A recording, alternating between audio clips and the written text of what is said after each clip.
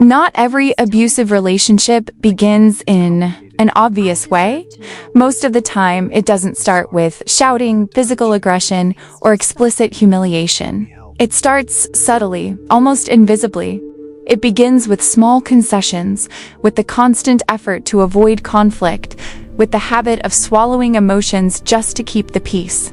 And that is exactly why so many people live in abusive relationships without being able to name what they are going through. An abusive relationship is any bond in which one person exercises power, control, or manipulation over the other, causing emotional, psychological, or physical suffering. But the most dangerous aspect of abuse is not the aggression itself, it is the mental confusion it creates. The victim begins to doubt their own perception, their feelings, and often their own sanity. Many people associate abuse only with physical violence. However, emotional and psychological abuse can be even more devastating precisely because it leaves no visible marks.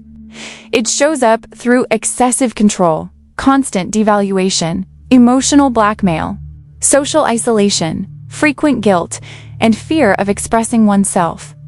Slowly, the person becomes quieter, smaller, reshaped just to avoid displeasing the other. What makes abuse even more cruel is that it is almost always disguised as love. Phrases like, "I do this because I care," "No one will ever love you like I do," or "You're overreacting" are repeated until the victim starts believing that they are the problem. The abuser no longer needs to shout, the person silences themselves. It is also important to understand that no one enters an abusive relationship because of weakness. Empathetic, loving, and emotionally available people are often the most vulnerable to this kind of dynamic. Abuse survives on hope for change, on memories of good moments, and on the fear of being alone. Recognizing that something is wrong is a painful but liberating process. This video does not exist to assign blame, but to raise awareness, to help you identify signs that may have been normalized over time, to remind you that love should not hurt, confuse, or diminish who you are. If, while listening to these words, something inside you tightened, maybe it is time to look more honestly at your relationship, and this is just the beginning of that conversation. If this content resonates with you, subscribe to the Beyond Love channel and leave a comment sharing what stood out to you the most so far. Your experience may help others awaken as well. One of the greatest dangers of an abusive relationship is that, many times, it leaves no visible marks. There are no bruises, no concrete evidence that can be easily pointed out. What exists is a silent, daily, constant erosion, an emotional exhaustion that never goes away. A feeling of always being wrong, always owing something, always trying to compensate for a fault that is never clearly defined. The signs of emotional abuse are often subtle at first. Comments disguised as jokes, criticism masked as concern, constant questioning of your decisions, your clothes, your friendships. Gradually, the person begins to change in order to avoid conflict. They stop saying what they think, start measuring every word, learn to adapt to the other person's mood. Without realizing it, they begin to drift away from themselves. Another very common sign is mental confusion. You feel that something is wrong, but you cannot explain exactly what it is. When you try to talk about it, you end up feeling guilty, dramatic, or overly sensitive. The abuser distorts facts, minimizes feelings, and invalidates emotions. This process is known as gaslighting, a form of psychological manipulation that makes the victim doubt their own perception of reality. Isolation is also an important warning sign. Little by little, you distance yourself from friends, family, and people who once offered support. Sometimes, because the partner criticizes these relationships, sometimes because explaining what you are going through feels exhausting. Your world becomes smaller, while the relationship takes up more and more space, not out of love, but out of control. There is also fear, not necessarily physical fear, but emotional fear. Fear of speaking up, of disagreeing, of triggering silence, anger, or coldness. You begin to anticipate reactions, adjusting your behavior to avoid discomfort. When fear enters a relationship, love has already left. Over time, these signs erode self-esteem. You start seeing yourself through the other person's eyes. You feel inadequate, hard to love, problematic. You forget who you were before the relationship. And this forgetting doesn't happen all at once. It happens through small, daily losses. Recognizing these signs does not mean you must make immediate decisions. It simply means you are opening your eyes. And opening your eyes is an act of courage. Abuse thrives on silence and confusion. Awareness is the first step toward breaking the cycle.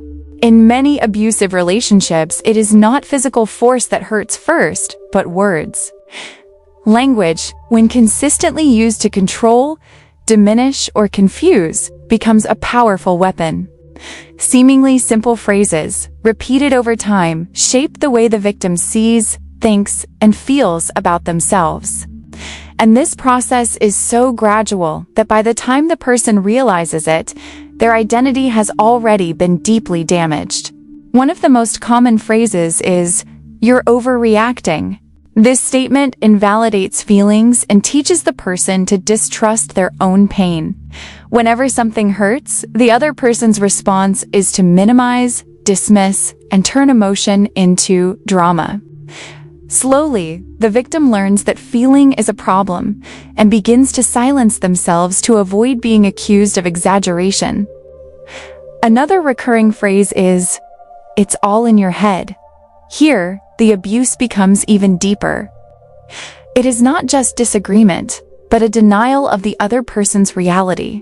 When someone constantly tells you that what you perceive is not real, your mind enters into conflict. You start doubting your memory, your intuition, your judgment. This is one of the pillars of psychological abuse. Phrases like, "No one will ever love you like I do," or "Without me, you are nothing," create emotional dependency. They reinforce the idea that you are incapable of being loved outside that relationship.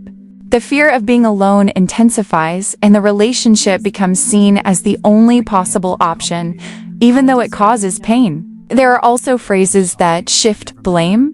"If you weren't like this, I wouldn't act this way. You provoke me. Look what you made me do." This type of discourse is extremely dangerous because it holds the victim responsible for the abuse they suffer. Over time, they begin to believe they deserve the treatment they receive. Silence is also a form of abusive language. Punitive silence, indifference, emotional withdrawal are used as punishment. The victim learns that, to avoid this emptiness, they must mold themselves, apologize without even knowing exactly why, and give up parts of who they are. It is important to understand that words are not harmless when they are repeatedly used to hurt. They leave deep scars, even if invisible. If you recognize these phrases in your relationship, do not ignore them. Language that diminishes, confuses, or threatens is not healthy communication. It is control. One of the most confusing and imprisoning aspects of an abusive relationship is what is known as the cycle of abuse. It explains why, even in the face of pain, exhaustion, and suffering, many people remain in the relationship. Abuse does not happen all the time in an explicit way. On the contrary, it is organized into phases that create hope, confusion, and emotional attachment.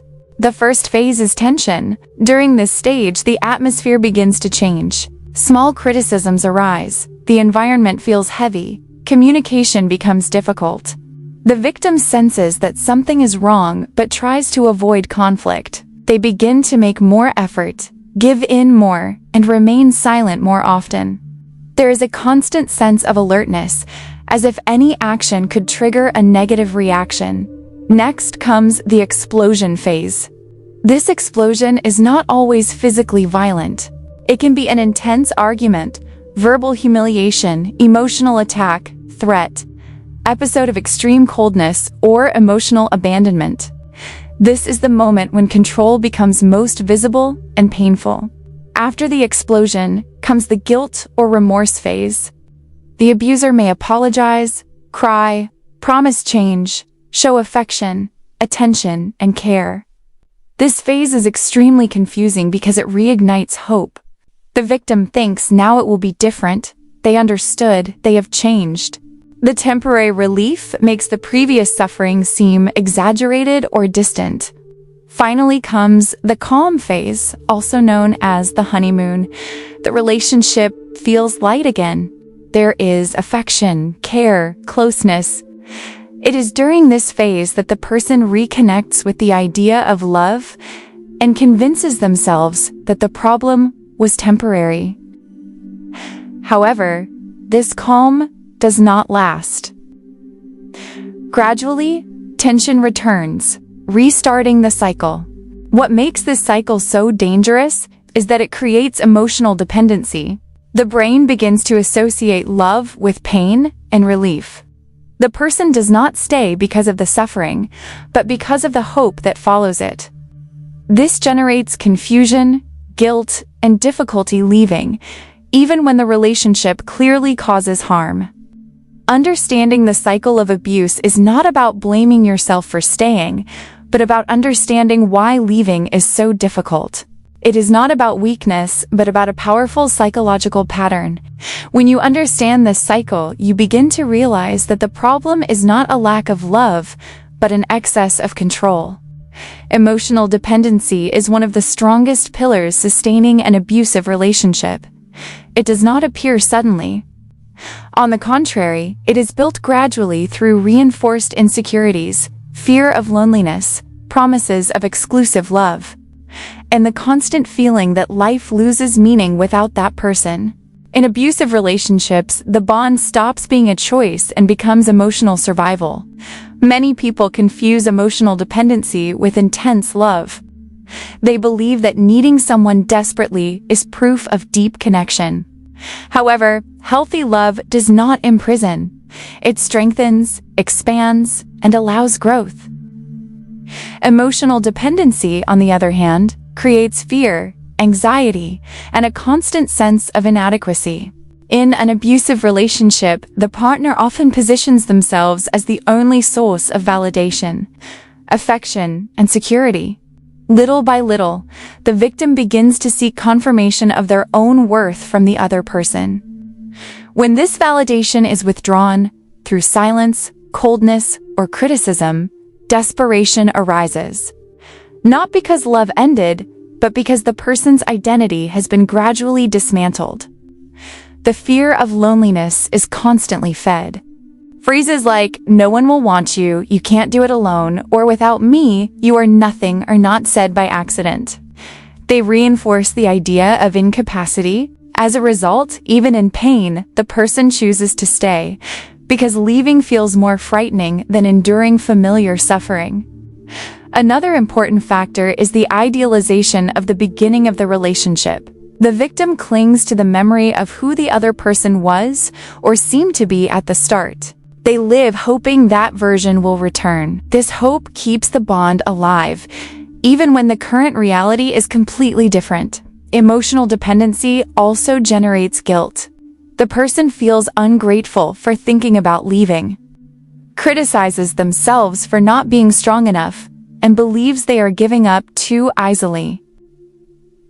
What they fail to see is that they are not giving up on love, but trying to survive emotionally. Breaking emotional dependency does not mean stopping loving, but learning to love yourself again. It is a slow, painful, but possible process. And it all begins with one honest question. Am I staying because I love, or because I am afraid?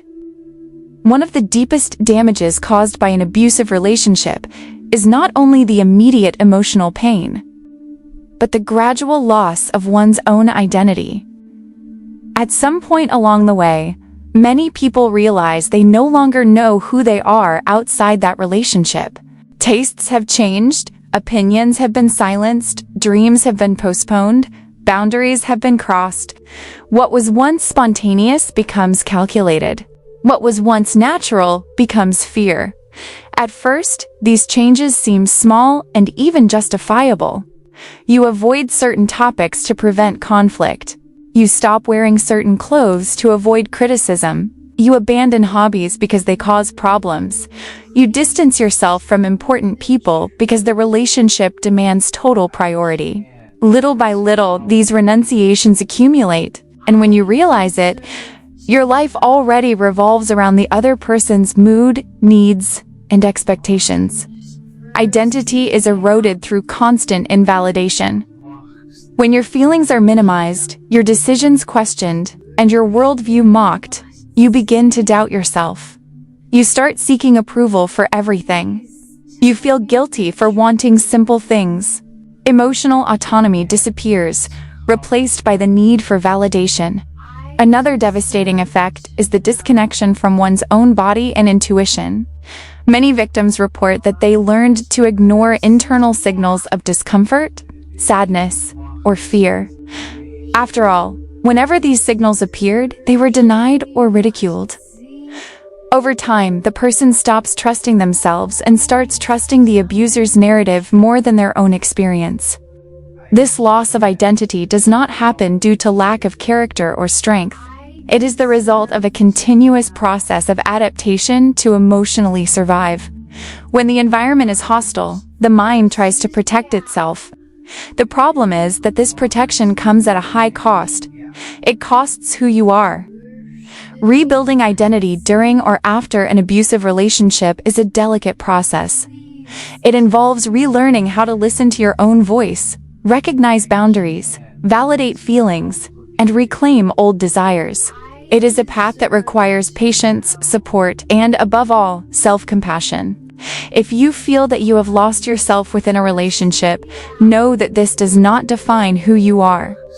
It simply means you had to adapt to survive. And everything that was silenced can, little by little, be found again. One of the most common questions when discussing abusive relationships is, why doesn't she leave? Or why does he stay? This question, although frequent, ignores the emotional, psychological, and often social complexity involved in abuse. Leaving an abusive relationship is not just a rational decision. It is a deeply difficult internal process. Fear is one of the main factors that keeps a person trapped. Fear of loneliness, fear of never being loved again, fear of starting over, fear of not being able to survive emotionally or financially without the other person. In many cases, there is also fear of retaliation, emotional abandonment, or even violence. The unknown feels more frightening than the pain already known. Guilt also plays a powerful role.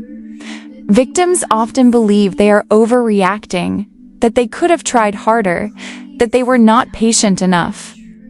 Many feel responsible for their partner's behavior and carry the weight of giving up on the relationship. This guilt is nurtured over time by the abuser's discourse, which frequently shifts responsibility for their actions. Another element that traps people is hope. The hope that the person will change, return to who they were at the beginning, or finally understand how much they hurt. The abuser often reinforces this hope with promises, apologies, and moments of affection. This alternation between pain and care creates a deep and confusing bond. There are also external factors that make leaving harder, such as financial dependence, children, family pressure, religious or cultural beliefs, and fear of social judgment. Many people remain in abusive relationships not because they want to, but because they feel they have no choice.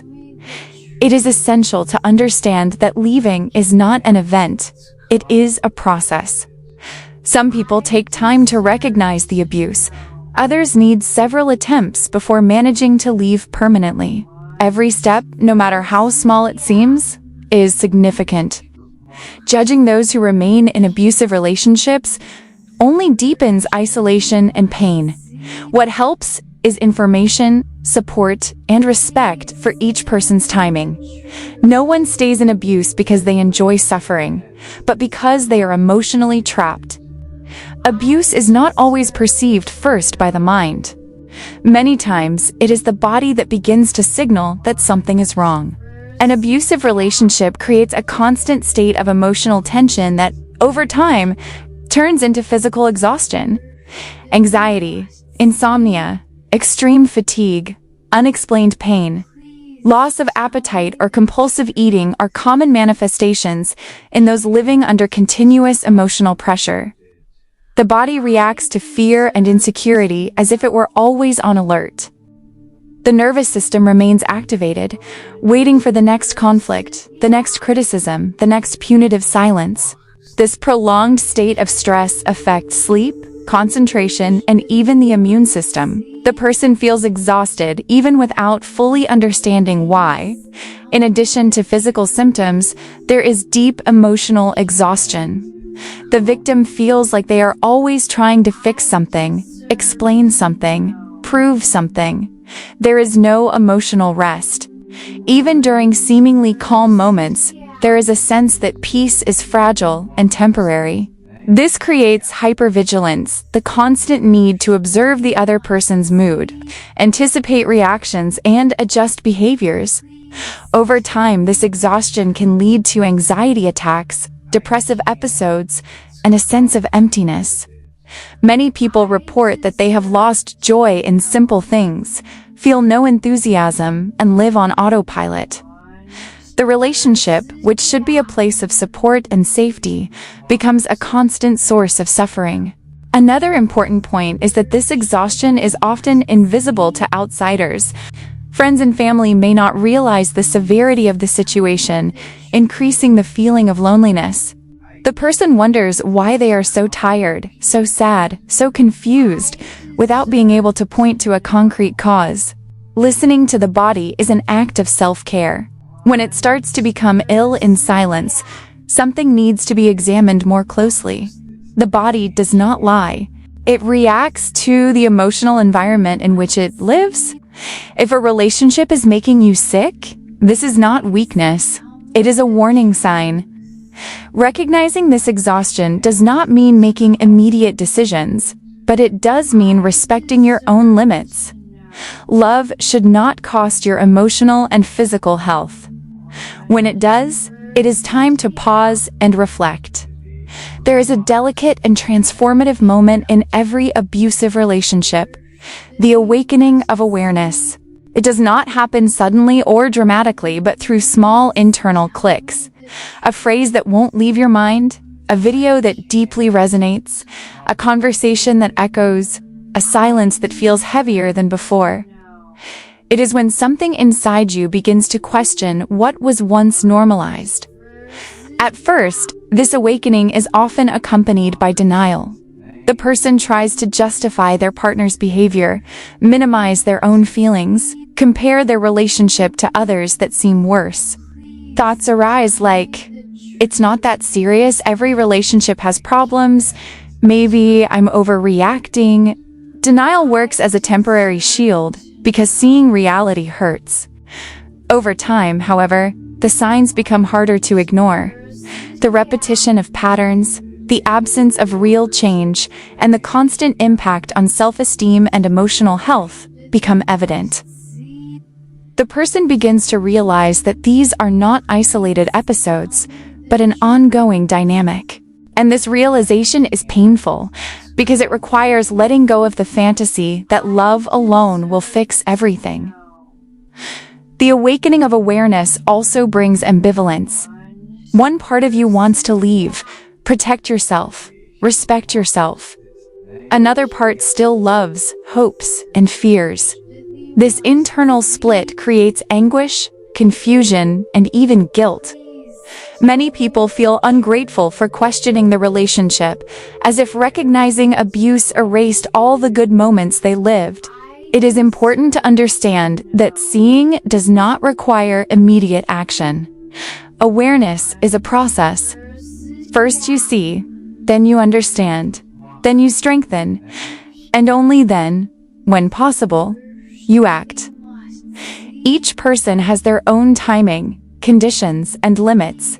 Pressure and urgency only increase suffering. This awakening is also a moment of inner recovery. You begin to remember who you were before, what you liked, what you dreamed of. small desires resurface. Small impulses to prioritize yourself appear. This does not mean the path will be easy, but it means something inside you is still alive and asking for care. Opening your eyes does not destroy love. What destroys is staying in a place that erases you. The awakening of awareness is the beginning of reconnecting with your own dignity. And even if you still don't know what the next step will be, knowing that something needs to change is already a huge step. Reaching this point is already an act of courage. Listening, reflecting, recognizing, and questioning an abusive relationship requires emotional strength, even when everything inside you still feels confused. This final part of our conversation is not about definitive decisions, but about reconstruction. About remembering that, regardless of what you have lived through, your dignity remains intact. Rebuilding yourself after or during an abusive relationship does not simply mean leaving or cutting ties. For many people, this process begins internally, long before any external change. It begins when you start listening to yourself again, when you validate your feelings without judgment, when you recognize that your pain is legitimate. One of the first steps in reconstruction is giving yourself back the right to exist fully, to feel without apologizing, to think differently, to say no, to take up space. In abusive relationships, this right is constantly denied. Reclaiming it is a gradual process made up of small daily choices in your favor. Seeking support is a fundamental part of this journey. Talking to someone you trust, seeking professional help, accessing safe information. No one rebuilds alone. Isolation strengthens abuse. Healthy connection strengthens healing. Asking for help is not a sign of weakness, but of clarity. It is also important to let go of the idea that you need to leave feeling strong, decided, or fearless. Courage is not the absence of fear, but movement despite it. Every step taken at your own pace matters. Every boundary recognized matters. Every time you choose to respect yourself, even silently, something reorganizes within you. You are not defined by what you endured. You are not defined by the other person's mistakes, nor by the concessions you made to emotionally survive. You are more than the relationship you lived. There is a possible life beyond control, guilt, and fear. And that life begins when you choose yourself. If this video has accompanied you this far, carry this certainty with you. Love should not hurt, confuse, or erase who you are. Healthy relationships do not require you to shrink to fit. You deserve bonds where there is respect, emotional safety, and freedom to be yourself. Coming back to yourself is the greatest act of love you can live. It's complicated. I deserve to know.